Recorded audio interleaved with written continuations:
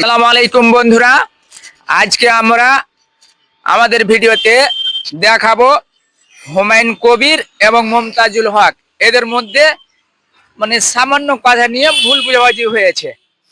যেমন মমতাজুল হক বলেছে যে প্রথমে মসজিদ না তৈরি করে সেখানে আগে স্কুল তৈরি করা হোক বা কলেজ তৈরি করা হোক বা গরিবদের জন্য অনাথ আশ্রম তৈরি করা হোক। কিন্তু সেখানে দেখতে পাচ্ছি আমরা যে হুমায়ুন কবির আগে মসজিদ তৈরি করতে চাইছেন।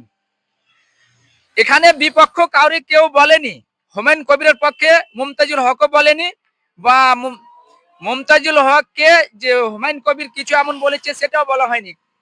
কিন্তু এখানে আমরা দেখতে পাচ্ছি যে শুধু ভুল বোঝাবুঝি হয়েছে।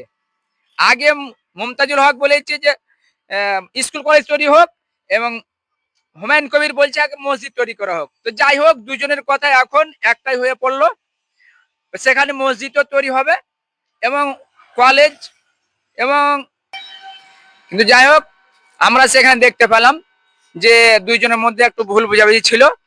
তা আমি হুমায়ুন কবিরকে বলবো যে আপনি মমতাজুল হককে কিছু একটা বলেছিলেন যে মুর্শিদাবাদে যদি আসো তাহলে আমি দেখে নেব। তা আপনি আপনার কথাটা ফিরিয়ে নিন। আমরা মুসলমান ভাই ভাই ভাই চলতে চাই।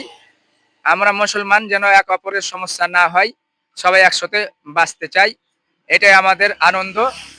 আসসালামু আলাইকুম রহমতুল্লাহ।